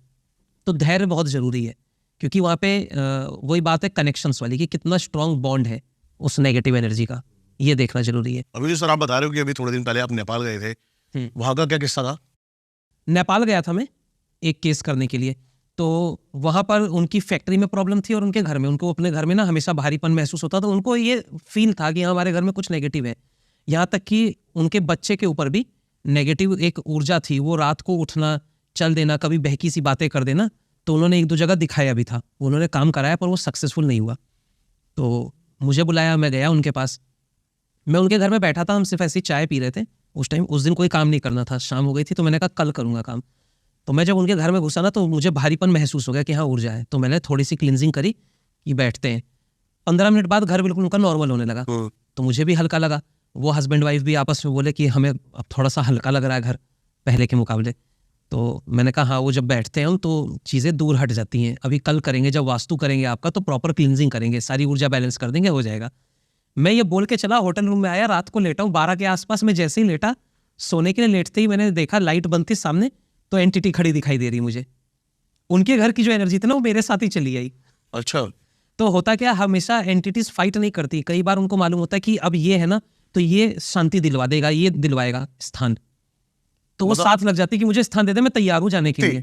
हाँ, मुक्ति, वो तो खुद तैयार है, वो कह रही मैं तो तैयार हूँ जाने के लिए। मुक्ति देने वाला ही नहीं कोई मिला आज तक जो स्थान दे दे कहीं, ये घर छोड़े कैसे? अपना क्या प्रोसेस है मुक्ति का, जो हम इसके बारे में बात कर रहे थे? लीनेज कनेक्ट करते हैं हम यहाँ पे, जो हमारे भगवान है, भगवान नित्यानंद जी, उनके आशीर्वाद से ऊर्जाएं हमारे साथ रहती हैं। जब हम काम करते हैं तो हम वहां पर जो मंत्र है हमारे और जो हमारी अपनी अंदर की ऊर्जाएं हैं उसको लगाते हैं उस एनर्जी के ऊपर, और वहां पे हम उसको लीनेज में जोड़ते हैं कि ये लीनेज है, मतलब कि ये एक राह दे दी तुम्हें, इससे तुम्हें चलकर जाना है। कुछ एंटिटी अपने आप शिफ्ट हो जाएंगी और कुछ नहीं होती तो ऊर्जाओं के माध्यम से, यहाँ पे फिर वही तंत्र वाला पार्ट हो जाता है। तो कुछ मंत्रों का उपयोग करते हैं हम, साइलेंट करते हैं काम, लेकिन अपनी ऊर्जाओं से उसको हम लीनेज में भेजेंगे आगे की ओर, और उनको वहां पे मोक्ष के रास्ते पे लगा देते हैं कि अब तुमको यहीं रहना, वापस नहीं आना। तो वो वहां रहते हैं, भगवान नित्यानंद जी की शरण तक पहुंचा देते हैं। या हमारा दूसरा तरीका है, अद्वैत लिंगम धाम है हमारा। अगर कोई एनर्जी ऐसी है कि जिसको मुक्ति नहीं चाहिए, जैसे जिद पे होती है कोई चीजें, तो उनको हम धाम की तरफ भेजते हैं, जहां पे जिस प्रॉपर्टी पर हुए वहां से उसको हटाएंगे और अद्वैत लिंगम धाम पर शिफ्ट कर देंगे। वहां पे प्रॉपर पूजा पाठ तरीका है, तंत्र का तरीका इस्तेमाल किया जाता है और उनको वहीं पे बैठाया जाता है। भगवान शिव जी का धाम है कि अब शिव की शरण में रहना, तुम्हें कहीं नहीं जाना। तो दोनों तरीके का इस्तेमाल मैं करता हूँ। जिसको मोक्ष चाहिए, जो तैयार है, तुम्हारे लिए लिनेज खुली ले जाओ। वो एनर्जी मेरे सामने खड़ी थी, मेरा सिर थोड़ा सा भारी हुआ, तो मैंने कहा इसको तो लिनेज में भेजता हूँ, आज ही रात को करना पड़ेगा ये केस कंप्लीट। तो मैंने उसको जब लिनेज में कनेक्ट करा तो वो इतना इजीली नहीं जा रही थी, कुछ डिमांड थी वहाँ पे। कई बार नेगेटिव एनर्जीज की भी अपनी डिमांड होती है कि मेरे ये इमोशन रुके थे, मेरी ये इच्छा रह गई थी जिसकी वजह से वो यहाँ अटकी हुई है। तो वो रहता तो वहाँ पे वो जिद पे आ जाती हैं और इच्छाएं पूरी हम नहीं करते। तंत्र में डील तो करनी पड़ती है, मतलब नहीं, हम नहीं करते, क्योंकि वहाँ पे दिक्कत आएगी, पता नहीं वो क्या मांगेगी। तंत्र में मांगते हैं, तंत्र में उनकी इच्छाएं पूरी की जाती हैं, लेकिन मैं नहीं करता। हमारी जो मेडलिटी है ना, यहाँ पे हम नहीं करते। हम तो कहते हैं रास्ता दिया है, आपको जाना ही पड़ेगा। इच्छा पूर्ति का काम नहीं हमारा, हम तो रास्ता ही देंगे सीधे सीधे। तो मैं इतने प्यार से बातें नहीं करता इन एंटिटी से कि तुम्हें क्या चाहिए, आओ बैठो, तुमको हम पूजा देंगे, नहीं देंगे। तुमने एक परिवार को परेशान करा, उसके बाद क्या तुम इस लायक हो कि तुमसे बैठ के मैं बात करूं कि तुम्हारी आखिरी इच्छा क्या रह गई थी वो पूरी कराऊं? नहीं, गलत कर रहे हो ना तो गलत के तरीके से भेजा जाएगा।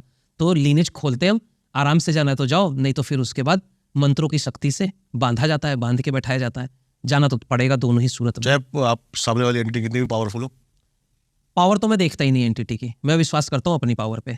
हमारी कुंडलिनी अगर जागृत है, हमारे साथ ईश्वरी शक्ति है, तो सामने वाले की पावर क्या है? 3 तत्वों से बनी चीज है वो। एक एंटिटी 3 तत्वों से बनी है, मैं 5 तत्वों का हूं। मैं उससे डरूंगा कि वो मुझसे डरेगी? बताओ आप। मेरे पास तो 5 तत्व है, मैं तो ईश्वर का आह्वान करके ईश्वर से मदद मांग सकता हूँ। मैं तो माँ काली का आह्वान करूंगा तो प्रॉपर मुझे ऐसा, मेरे अंदर इतनी ऊर्जाएं आ जाएंगी, मैं उसके ऊपर कुछ भी शक्ति से दे सकता हूँ। लेकिन वो मेरे ऊपर क्या देगा? वो खड़ा होकर डरा ही तो सकता है, वो भी आंखों से नहीं। मैं उसको स्पष्ट खड़ा हो जा सामने, चल आंखों से दिख, तो नहीं दिखेगा। वो कहाँ दिख रहा है? दिमाग में, माइंड प्रोग्रामिंग कर रहा है मेरी। तो जिसकी खुद की इतनी ताकत नहीं, वो सामने खड़ा होकर दिख जाए, उससे हम डर रहे हैं। मैं तो आप लोग को सबको ये कहना चाहता हूँ, अगर आपको अपने घर में डर भय लग रहा है, आपको लगता है कोई छवि है, डरना छोड़ दो। तुम्हारा डर ही उसकी जीत है। तुम जब तक डरोगे तब तक वो हावी रहेगा तुम्हारे पर। नेगेटिविटी कुछ नहीं होता, नेगेटिव एनर्जी कुछ नहीं है जिस दिन तुम पॉजिटिव हो गए बढ़िया तरीके से। लेकिन वहां पे बात है अपना कर्मा, ध्यान, साधना, पूजा, भक्ति मार्ग पर चलो या पूजा पाठ पर चलो और अपने अंदर एक मजबूती, कॉन्फिडेंस, पॉजिटिव एनर्जी ये फील करो ना कि मेरे साथ भगवान है, मैं नहीं डरता। वो कुछ दिन में खुद ही दब जाएगी। लेकिन ये होता नहीं इंसानों से, लोगों से नॉर्मली नहीं होता। वो तो देखते डर जाएंगे, अरे आज रात को तो बिल्ली ने म्याऊ करा था किचन के पीछे, कल ही दौड़ जाएंगे, बाबा जी कटोरी गिरी थी किचन में, पूरा परिवार डरा हुआ है। मैं कहता हूँ डरने की जरूरत ही नहीं है, 3 तो उससे बनी चीज है यार, उससे क्यों डर रहे हो तुम? अगर पूरा परिवार मजबूत हो जाए तो वो खुद ही छोड़ के भाग जाएगी। रोज करो पूजा पाठ। पूजा पाठ की कमी हो गई, घर में हवन नहीं हो रहे हैं। बिल्कुल सही कह रहे हो आप। साधना कोई नहीं कर रहा, मेडिटेशन पे कोई नहीं है लोगों के पास। तो ऊर्जा खत्म है ना हमारी। और हमारी खुद की ऊर्जा अगर खत्म है, सातों के सातों चक्र डिसबैलेंस है, तो हमारे अंदर वो कॉन्फिडेंस कहाँ से आएगा? तो ये चीजें करती हैं माइंड प्रोग्रामिंग, ये दिमाग से खेलती हैं। ये आपके दिमाग में भ्रम उत्पन्न करती हैं कि आपको महसूस हो रहा है, और आपने महसूस करना छोड़ दिया। मुझे महसूस होता है, मुझे दिखती है, मैं हंस देता हूँ। मैं तो बड़े प्यार से पूछता हूँ, आ गया तू, चल जा लीनेज में। अच्छा, वो कम्युनिकेट करती है कुछ ऐसा? अगर किसी के ऊपर आ गई तो कम्युनिकेशन है ना, क्योंकि उसको बोलने के लिए भी तो शरीर चाहिए, आवाज चाहिए, नहीं तो तब तक तो वो बेचारे ऐसे ही खड़े हैं खुद ही लावारिस की तरह खड़े रहते हैं। कौन पूछ रहा है इनको? कोई नहीं पूछता। तंत्र में बढ़ावा दे देते हैं लोग, कहते हैं इतनी बड़ी शक्ति, इतनी बड़ी शक्ति। मैं कहता हूँ कि हमसे बड़ी शक्ति कौन है? अगर हम साधनाएं कर लें, हमेशा वही मैं बात कहता हूँ, अगर मेरे कर्म अच्छे हैं, मेरी साधनाएं अच्छी, ईश्वरी कृपा मेरे साथ है, तो फिर काहे की बड़ी है वो? कुछ भी बड़ी नहीं। ब्रह्म राक्षस तक मैंने हटाए हैं कई बार। ब्रह्म राक्षस के ऊपर इतनी बातें होती कि वो कभी जाएगा नहीं, वो कभी हटेगा नहीं, पावरफुल एंटिटी में आता है, उस पर भी काम करा हमने। मुझे जिस समय मुझे प्रॉपर इन चीजों पर काम करने की शक्ति मिल रही थी ना, तो मुझे एक बात कही गई थी कि चाहे कितनी बड़ी से बड़ी तुम्हारे सामने शक्ति हो और वो कितना भी डराना चाहे, किसी भी रूप में दिख जाए, घबराना मत। अगर तुम घबराए, तुम डरे, तो वही उसकी शक्ति बढ़ेगी। उसकी शक्ति ही तुम्हारा डर है। डरना कभी मत। बड़े से बड़ा केस निपट जाएगा, बड़ी से बड़ी एंटिटी निपटती है। अपना कॉन्फिडेंस अच्छा होना चाहिए, दूसरा अपना ऑरा बड़ा होना चाहिए। कई बार होता है हीलर्स हैं या तांत्रिक हैं, वो कहाँ पे जाके फंसते हैं, उनको प्रॉब्लम क्यों आती है? एक्चुअल में क्या है कि वो जब एनर्जी से लड़ रहे हैं, उस एनर्जी का भी अपना एक ऑरा है। एनर्जी है ना, एक फॉर्म है एनर्जी का, तो उसका कुछ तो ऑरा होगा, कोई तो उसका इलेक्ट्रोमैग्नेटिक फील्ड बन ही रहा है। और एक हमारा ऑरा है। अगर हमारा ऑरा उसके ऑरा से कमजोर है और उसके ऊपर काम करा तो वो हमारे ऑरा पे भारी होती है, तो आपको कुछ ना कुछ प्रॉब्लम, हेल्थ प्रॉब्लम, बुखार, चक्कर आना, बेहोशी कुछ भी दे देगा वो, क्योंकि आपका ऑरा संभाल नहीं पा रहा। तो सबसे पहले तो ऑरा बड़ा करना चाहिए। तंत्र में है हम, चाहे साधना में है, किसी भी मार्ग पे है, सबसे पहला फोकस होना चाहिए कि मेरा ऑरा बड़ा हो जाए, मैं उससे ज्यादा पावरफुल हो जाऊं। आप अपना ऑरा इतना बड़ा कर लो, एकदम विराट ऑरा अपना कर लो, चाहे तंत्र से करो, चाहे कुंडलिनी जागरण करके करो, लेकिन कर लो। उसके बाद कोई भी एंटिटी आपसे बड़ी नहीं है। वास्तु के बारे में आ जाते हैं। इसमें जो आपकी भी एक्सपर्टीज है वास्तु में, जी, क्या लोगों के लाइफ में वास्तु का क्या रोल है और कितना ज्यादा लोगों को वास्तु की तरफ जाना चाहिए? वास्तु है तो बहुत इंपॉर्टेंट, क्योंकि मैंने प्रैक्टिकली भी देखा है कि अगर कहीं पे वास्तु दोष मिल रहा है, जैसे ईशान कोण में किचन है, तो फाइनेंस और हेल्थ इशू, दो प्रॉब्लम तो रहेगी। फाइनेंस की प्रॉब्लम क्यों रहेगी? आपकी अर्निंग तो रहेगी लेकिन सेविंग नहीं रह सकती। घर में हेल्थ इश्यूज इतने रहेंगे, पैसा आपका निकलता रहेगा। ठीक है, साउथ वेस्ट कॉर्नर में अगर आपके प्रॉब्लम है तो वहां पे भी वही फाइनेंस रिलेटेड प्रॉब्लम है।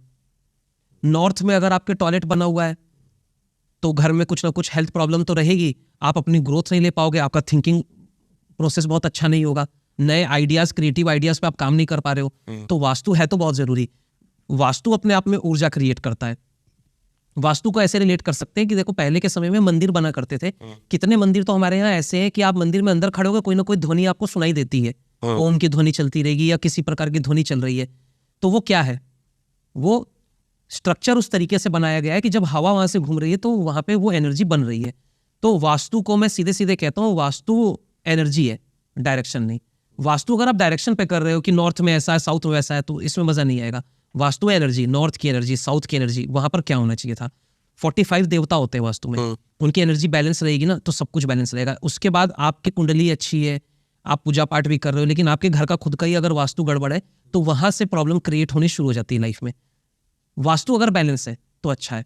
तो मैं तोड़फोड़ नहीं कराता, तोड़फोड़ पे बिलीव नहीं करता हूं मैं, क्योंकि जब हम एनर्जीज पर काम कर रहे हैं, ऊर्जाओं पे काम कर रहे हैं, तो 45 देवता हैं, उनकी अपनी अपनी एनर्जी है, हर देवता का अपना मंत्र है, तो हम उनकी ऊर्जा को बैलेंस कर सकते हैं। क्योंकि जब आप मंत्र करते हो तो क्या होता है? वाइब्रेशन, वाइब्रेशन से बनती है फ्रीक्वेंसी, एक लेवल क्रिएट होता है फ्रीक्वेंसी का।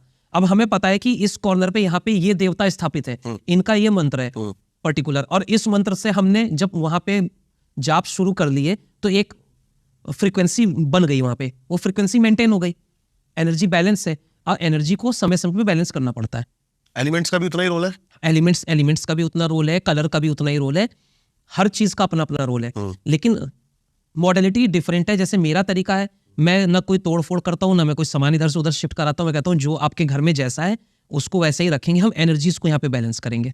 ओके, उन देवताओं की एनर्जीज को मैं बैलेंस करूंगा। जैसे आप वास्तु करते हो सर, तो उसके बाद पॉसिबिलिटीज है कि घर, लोगों के घर से जो नेगेटिविटी है ये भी जाने के चांसेस हैं? वास्तु तो मैं करता ही हूँ नेगेटिविटी के लिए, मेरे पास ज्यादातर केस नेगेटिविटी वाले ही आते हैं। मेरे को ये है ना, सबसे एक सिंपल और अच्छा तरीका लगा घर का वास्तु कराने, नेगेटिव मतलब पॉजिटिव ऑरा बनाने के लिए। पॉजिटिव ऑरा भी बनता है। मैं जिस तरीके से काम करता हूँ यहाँ पे सिर्फ वास्तु नहीं होता, वास्तु तो करता ही जाऊंगा मैं। ठीक है, सारे आपके कॉर्नर्स, डायरेक्शंस, वहां की ऊर्जा को हम बैलेंस करते हैं। क्यों? क्योंकि अगर वहां पे कोई नेगेटिव ऊर्जा बन भी गई है, कोई कॉर्नर गलत है जिसकी वजह से वहां नेगेटिविटी बन चुकी है या है उस प्रॉपर्टी पे पहले से, तो उसको भी हम वहां से हटाएंगे। जब घर की सारी ऊर्जा बैलेंस कर देंगे तो उसके तो दरवाजे बंद है, पूरा ही घर पॉजिटिव हो गया, तो उसका तो रास्ता बंद है। लेकिन वो जाएगी कहाँ? वो जाएगी कहाँ? आपका घर छोड़ेगी तो कहीं तो जाएगी, किसी के तो उसको भेजना है। तो वहां पर सेम वही तरीका, नेगेटिव एनर्जी को जैसे मैं रिमूव करता हूँ, उसको हम अपने पास खींचते हैं, घर को फ्री करा देते हैं। कई बार लैंड एनर्जी गड़बड़ है, ब्रह्म स्थान की ऊर्जा खराब है, तो ब्रह्म स्थान में कभी भी ना तोड़ फोड़ करना, जमीन में गड्ढा करके कुछ दबाना, ये नहीं करना चाहिए। ब्रह्म स्थान बहुत नेचुरल होता है, उसको वैसे ही छोड़ दो। हम ऊर्जाओं की मदद से, मंत्रों की मदद से ब्रह्म स्थान की ऊर्जा को बैलेंस करते हैं। और नेगेटिव एनर्जी अगर है तो उसको उस घर से बाहर निकालेंगे, घर को प्योर कर देंगे। तो वास्तु और नेगेटिव एनर्जी दोनों पे मैं कॉम्बिनेशन में काम करता हूँ, एक साथ काम करता हूँ। कई बार मेरे पास केस आते हैं कि हमें घर में आभास है, जैसे इस घर में पहले कोई मर गया या कुछ भी है, तो लोगों के अंदर ना डर बैठ चुका। तो डर क्या बैठ गया? उनके दिमाग में बैठ गई वो बात है, तो उनको लगेगा ही है।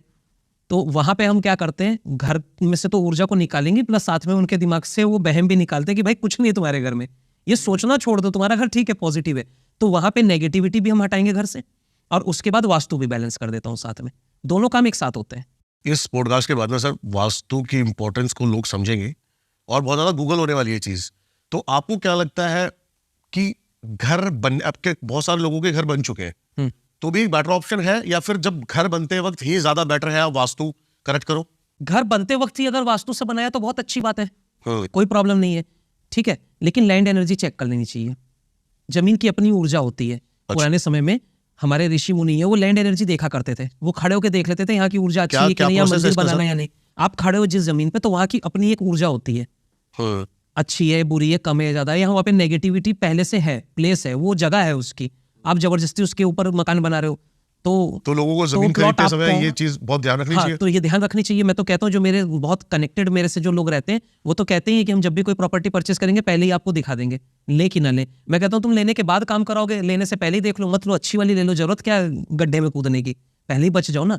तो लैंड एनर्जी पहले चेक कर लेते हैं। लेकिन अगर किसी का फ्लैट है तो मैं कहता हूँ क्या फ्लैट वाला वास्तु नहीं करा सकता? वो तो बेचारा कुछ तोड़ भी नहीं सकता, उसके हाथ में तो कुछ भी नहीं है, वो तो फंस गया। तो वहां हम हेल्प करते हैं उनकी, वहां हम एनर्जीज बैलेंस करेंगे, उनके घर का जो ब्रह्म स्थान है वहां की ऊर्जा बैलेंस करेंगे।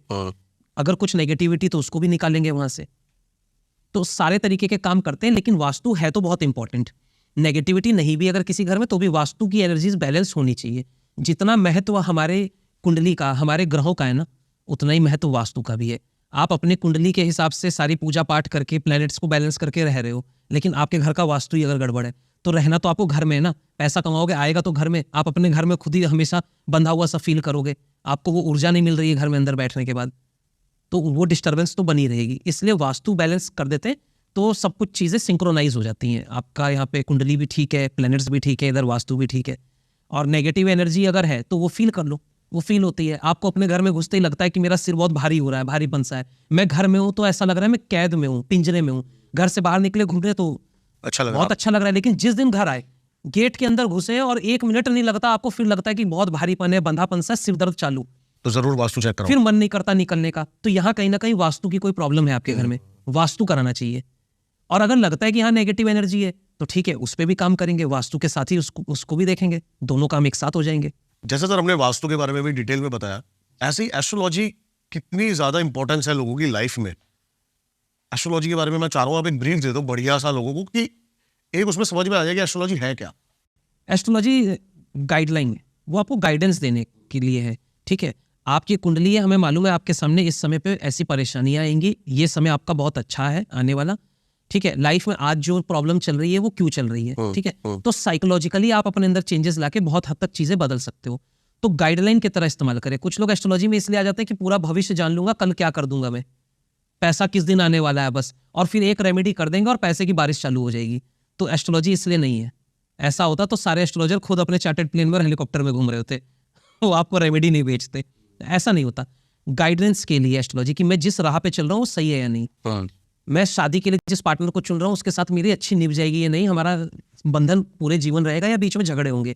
तो वहां पे नेचर देखते हैं हम, वहां पे ग्रहों की चाल को देखते हैं कि आपके ग्रह कैसे चल रहे हैं, ये आपका जो फैसला है वो अच्छा रहेगा या नहीं, ठीक है। आप कोई जॉब कर रहे हो, आपने कोई बिजनेस सोचा हुआ है, तो वहां पे ज्योतिष काम आती है कि वाकई में इसमें आप अच्छा कर रहे हो या और भी अच्छा कर सकते थे। जैसे कुछ लोग बहुत बढ़िया कर रहे हैं, ऑलरेडी अच्छा कर रहे हैं, लेकिन हमें ये मालूम होता है कि अगर एक चीज और इसने जोड़ ली या थोड़ा सा अपना रास्ता बदला या कुछ प्लैनेट्स की रेमेडी की जरूरत है वो करी, तो ये इससे भी ज्यादा अच्छा कर सकता है। अगर आप 19 पे हो तो 20 पे आ जाओगे। तो अच्छे के साथ और अच्छा हो सकता है। और जो परेशान है उसके सवाल के जवाब मिल जाते हैं, मैं परेशान क्यों हूं, ऐसा क्या करा मैंने जो मेरे ही साथ ये परेशानियां चल रही हैं। तो कुंडली कैसे बनती है? पास्ट लाइफ कर्मा, पिछले जन्म में आत्मा ने जो कर्म किए उसके आधार पर इस जन्म में उसका जन्म का स्थान समय तय होता है कि इस टाइम पे, इस घड़ी, इस परिवार में, इस स्थान पे तुम जन्म लोगे। और भाग्य पूरा तैयार है अब कि ये लाइफ स्टाइल चलेगा। वो हम पकड़ पाते हैं कि क्यों तुम्हें ये समय मिला था, आखिर समस्या कहां पे है, कर्मानुसार क्या हमने गलतियां कर रखी हैं या क्या हमने बहुत अच्छे कर्म कर रखे थे कि हमें ग्रहों की ये पोजीशंस मिली हुई है, ऐसे योग हमारे बने हुए हैं, हमें लाभ मिलेगा। तो वो लाभ वाली चीजें हम और अच्छे से एक्सप्लेन करते हैं। जहां पे प्रॉब्लम्स उनके सामने आने वाली है, कोई ग्रह खराब है तो हम उनकी रेमेडी बता देते हैं उनको, पर्सनली हिल करके चलो। मैं पर्सनली बहुत ज्यादा मतलब ज्योतिष और ग्रहों को मैं पर्सनली मानता हूँ कि ये चीजें एग्जिस्ट करती हैं, क्योंकि कई मेरे यार दोस्त ही हैं जो 7-7, 8-8 साल से स्ट्रगल कर रहे थे, बहुत कुछ नहीं हुआ, लेकिन अभी उन्होंने कुछ ऐसा करा और उनके सितारे बहुत बुलंद हो गए। हाँ, ऐसा है। यही होता है ना कि आप फंसे चल रहे हो, महादशा चल रही है, किसी भी प्लेनेट की बोल सकते हैं, शुक्र की महादशा है, लेकिन आपकी लाइफ अच्छी नहीं चल रही, तो वहां पे हम आपको रेमेडीज देंगे और हमेशा सिर्फ ऐसा नहीं कि आप रेमेडी करोगे कुछ जादू ही है और वो बदलता है। अपनी थिंकिंग प्रोसेस, अपना माइंड भी बदलना पड़ता है। साइकोलॉजी बहुत हद तक काम करती है। आपको मालूम है ये प्लेनेट मुझे ऐसी ऐसी प्रॉब्लम देगा, मैं अपने नेचर में बदलाव ले आता हूँ, चीजें ठीक होने लगेंगी। हम आपको बता देते हैं कि भाई आप शेयर मार्केट से दूर हो, आपके लिए ठीक नहीं है, तो आपके पैसे डूबने से तो बचें। लेकिन अगर आपका पैसे फंसने का योग चल रहा है तो मैं बता देता हूँ कि इतने समय तक पैसा लगाना मत, किसी को देना मत, अपने पास रोक के रखो। अच्छा समय नहीं, जब अच्छा समय आता है तो हम बताते हैं अब खुल के खेलो, अब लगाओ पैसा। Okay okay okay. तो ये टाइमिंग होती है। जॉब चेंज करनी है, 2-3 ऑप्शन आ गए, कौन से वाली पे मैं जाऊं जहां ज्यादा बढ़िया है। वहां पे प्रश्न कुंडली लगा के देखते हैं कि कौन सी जॉब आपके लिए ज्यादा बेहतर है, कौन सा रास्ता बढ़िया है। आप तो बढ़िया ही कर लोगे जहां भी जाओगे, अगर आपका समय अच्छा तो कोई सी भी जॉब पकड़ लो, लेकिन उसमें भी और अच्छा हम कहाँ कर सकते हैं। तो इन चीजों में मदद करती है एस्ट्रोलॉजी। समय अगर खराब चल रहा है तो मैं उसको बदलूं कैसे। शनि खराब है, परेशानी दे रहा है। शनि क्या कह रहा है, आपको हार्डवर्क दूंगा, स्ट्रगल करवाऊंगा, मेहनत करवाऊंगा। मैं कहता हूं मेहनत करनी शुरू कर दो। कुछ लोग होते हैं ना आराम से बैठ के टेबल वर्क है और वो कह रहे हैं नहीं चल रहा है, नहीं चल रहा है। मैं कहता हूँ थोड़ी मेहनत, थोड़ा फील्ड वर्क, या शनि को बैलेंस करने के लिए जिम जाना शुरू कर दो, साइकिलिंग करो। पूरा समय ऐसा टेबल वर्क मत करो, थोड़ा सा लोगों के साथ मिलना जुलना, बाहर चलना जहां पे आपका श्रम लगे शरीर का भी, और कुछ रेमेडी वहां पर शनि की, क्योंकि आपको दुआओं की जरूरत है, आपको लोगों से आशीर्वाद भी तो चाहिए। तो बुजुर्ग लोगों की मदद करो, जो जिनके पास चप्पल तक नहीं, चप्पलें आप शनिवार के दिन उनको दान करो, खाने को दो, ओल्ड एज होम में डोनेशंस दो। छोटे छोटे टोटके हाँ, काम कर जाते हैं। ये टोटके भी नहीं है, ये कर्म है। मैं तो कर्म बिल्ड करवा रहा हूँ ना आपसे। आप ओल्ड एज होम में दान करके आ रहे हो, आप जिसके पैर में चप्पल नहीं उसको चप्पल दे रहे हो, कितना आशीर्वाद देगा। वो 4 दिन से नंगे पैर घूम रहा था, किसी ने सुबह से कुछ खाए नहीं, आप तो उसके लिए भगवान बन गए, 2 रोटी दे के चले गए। सही बात है। तो उसकी जो दुआ लगी वो आप समझ सकते हो। वो हो सकता है रात को बेचारा भूखा ही सो रहा था, कितना तड़प रहा होता भूख से, और आपने उसको अन्न दे दिया। तो वो आशीर्वाद, तो ऐसा आशीर्वाद ना कई गलतियों को माफ भी करवा देता है। तो ये कर सकते हैं। बीज मंत्र के जाप कर लो आप ग्रहों के। इसके पीछे प्रॉपर साइंस है। प्लेनेट क्या है, प्लेनेट भी तो अपने आप में एक ऊर्जा है। ऐसा थोड़ी ना कि शनि और मंगल ऊपर बैठे सिर्फ आप ही को देख रहे हैं इस धरती पे। सही बात है। वो ऊर्जा है हमारे अंदर। जैसे 7 चक्र है, 7 चक्रों की अपनी ऊर्जा है, ऐसी ग्रहों की भी एक ऊर्जा होती है। हमारे ऑरा में उनकी अपनी अपनी वाइब्रेशंस है। तो उसके अनुसार हम डिसाइड करते हैं मंत्र करना है या अंगूठी पहननी है। मंत्र जाप से आपने क्या करा, ऊर्जा उत्पन्न हुई, मंत्रों की वाइब्रेशन क्रिएट हुई। तो जो शनि की या मंगल की, सूर्य की ऊर्जा अगर आपके ऊपर सही नहीं आ रही थी, आपको प्रॉब्लम आ रही थी, तो जैसे ही आपने मंत्र जाप शुरू करे तो आप उसकी वाइब्रेशंस को वापस बैलेंस कर लेते हैं। ओके। उसके बाद उन ग्रहों से आने वाले वो नेगेटिव इफेक्ट आपको नहीं मिलेंगे। नेगेटिव इफेक्ट कहाँ से आ रहे हैं, आपके ऑरा में उसकी ऊर्जा कम है ना, तो आपके अंदर वो आदत बदल जाएगी। आपके अंदर आदत बदलेगी। जैसे मंगल है, ज्यादा हो रहा है तो इंसान के अंदर गुस्सा बहुत रहेगा, वो उग्र रहेगा। लेकिन मंगल बहुत कमजोर होगा तो आलसी हो जाएगा इंसान। मेरे को जो लगता है ना कि अभी जो सबसे कॉमन प्रॉब्लम है, और मैं देखता भी हूं, तो एग्जैक्ट कुंडली लोगों के पास नहीं है, अपनी डेट नहीं पता किसी को, हाँ दिन आगे पीछे है। हाँ। तो ऐसा कोई सॉल्यूशन कि लोगों को इसमें कंफ्यूजन ना हो उनके साथ, मतलब ऐसा होगा ना कि अगर टाइम आगे पीछे हो जाएगा तो कुछ गलत ही निकलेगा। बर्थ टाइम रेक्टिफिकेशन एक तरीका होता है। अगर आप घंटे, 2 घंटे, 4 घंटे में अगर आप कंफ्यूज हो तो वहां पे हम आपके पास्ट इवेंट्स पता करके रखते हैं कि हाँ पास्ट में किस समय किस डेट में क्या हुआ था। फिर वहां कुंडली में वो सारे इवेंट्स मैच करने होते हैं। मुझे थोड़ा टाइम इसमें ज़्यादा लगता है, 1-2 इवेंट कभी मिल गए तो तीसरा नहीं मिला। तो ऐसे जहाँ पे जाके सारे आपके इवेंट्स, एक्सीडेंट हुआ था कोई, कभी कोई बहुत बड़ा पुरस्कार मिला, बहुत ज़्यादा बीमार हुए, लाइफ में कोई नया रिलेशन आया, कोई ब्रेकअप हुआ, ऐसे बड़े बड़े जितने भी इवेंट्स हैं उन सबको मिलाते हैं। जिस टाइम पर, जिस मिनट पे जाके वो सारे इवेंट्स मुझे दिख रहे होते हैं पास्ट में कि हाँ ये हुए उसी समय पे, प्लेनेट कॉम्बिनेशन, तो वहाँ पे बर्थ टाइम रेक्टिफाई हो जाता है। क्योंकि मैं सिर्फ प्लेनेट के कॉम्बिनेशन पे काम नहीं करता। नॉर्मली तो कुंडली 2 घंटे तक बदलती नहीं, एक नक्षत्र 2 घंटे चलता है, लेकिन सॉरी एक नक्षत्र नहीं, एक राशि 2 घंटे चलेगी। तो मैं क्या करता हूँ, मैं करता हूँ नक्षत्र नाड़ी। यहाँ पे हम प्लेनेट, फिर प्लेनेट का नक्षत्र, उसका स्वामी, उसका उपस्वामी, ये कॉम्बिनेशंस देखते हैं। तो यहाँ पे हमें चेंजेस मिलते हैं 5-7-10 मिनट में। ग्रह तो नहीं बदलेगा, राशि नहीं बदलेगी, लेकिन उसके नक्षत्र का उपस्वामी तो बदलता रहेगा। तो वहाँ पे कॉम्बिनेशंस होते हैं हाउसेस के, उससे इवेंट्स पता चलते हैं कि ये इवेंट हुआ या नहीं हुआ। तो वहाँ पे बर्थ टाइम करेक्ट हो जाएगा। अब कोई ये कहे कि मेरा तो बर्थ टाइम ही और डेट ही नहीं है, मुझे मालूम ही नहीं मेरा बर्थ कब हुआ, तो उस केस में कुंडली की जरूरत नहीं है। वहां पे मेरे सामने है और मैं आपका ऑरा देखता हूँ, आपके 7 चक्र को चेक कर लेता हूँ कि किसकी ऊर्जा कितनी है। कलर्स दिखते हैं हमें, ऑरा के कलर्स होते हैं। सभी जितने भी हीलर और थेरेपिस्ट है सब देखते हैं ऑरा कलर। तो ऑरा कलर देख के मुझे पता चल जाता है कि आपके कुंडली का कौन सा प्लेनेट कम ऊर्जा पे, कौन सा ज्यादा ऊर्जा पे। तो सबसे पहले चक्र बैलेंस करेंगे, और चक्र बैलेंस करने के बाद ग्रहों की ऊर्जा को मैं बैलेंस करता हूं, जो मैं तरीका भी बता भी चुका हूं कि मंत्रों से भी होती है। तो जब मंत्र से होती है तो हमारे पास जब मंत्रों की सिद्धियां हैं तो हम ऊर्जा, अपनी ऊर्जा को देकर आपको शक्तिपात के थ्रू उसको बैलेंस कर देते हैं। तो वो बैलेंस हो गए प्लैनेट्स, तो यहाँ रेमेडी हो जाती है, बिना कुंडली के भी समाधान है। आप किस प्रॉब्लम में आज चल रहे हो, क्या क्या चीजें आपकी लाइफ में जो आपको एक्चुअल दुखी कर रही हैं, और उनकी वजह से होने वाले हेल्थ इश्यूज ये पता चल जाते हैं। क्योंकि कोई भी चक्र अगर डिसबैलेंस है तो उस चक्र से रिलेटेड जो ऑर्गन होते हैं ना, बाद में वहां पे बीमारी आती है। जैसे किसी को ना अचानक एक बीमारी आई, आप एक चीज देखना, जिस समय वो वहां पर बीमार हुआ, कोई एक बड़ी बीमारी आई थी, 9 महीने पहले चेक करना, कोई ना कोई सीरियस ट्रॉमा, कोई लाइफ में दिक्कत, कोई बहुत बड़ा झटका जिसने उसके दिमाग को झंझोड़ा हो, वो रहेगा, वो रहेगा। जैसे थायराइड है, बहुत कॉमन औरतों में थायराइड होता है। तो इसमें ज्यादातर केस में देखा जाता है कि जब बोलने की इजाजत ना हो, मन में जो भी है वो बोल नहीं पा रहे, बहुत सारे थॉट्स यहाँ तक आके रुके रहे, जुबान तक पे आके रुक रहे हैं, ऐसे केस में। और अगर कुछ ऐसे लड़ाई झगड़े हो गए हस्बैंड वाइफ में, बहुत बड़ा कोई ट्रॉमा हुआ है, तो थायराइड की बीमारी आ जाएगी 9 महीने बाद। या थ्रोट इन्फेक्शंस बहुत ज्यादा लगे रहेंगे। ऐसे ही रिलेशनशिप टूटी, बहुत ज्यादा दुख है, उस इंसान को जब मैं देखता हूँ तो पिंक और ग्रीन कलर का ऑरा बहुत आ रहा था, उनके हार्ट चक्र में प्रॉब्लम शुरू हो जाती है। हार्ट चक्र डिसबैलेंस है, धीरे धीरे कुछ महीने बाद से धीरे धीरे प्रॉब्लम शुरू हो जाती है। तो बीपी इश्यूज आ गए, लंग्स से रिलेटेड कोई प्रॉब्लम आ गई, तो ये शुरू होती है। तो मैं कहता हूँ बहुत ज्यादा भावनाओं में नहीं डूबना, कोई भी प्रॉब्लम आई है तो उसको नॉर्मल तरीके से बैलेंस करना चाहिए।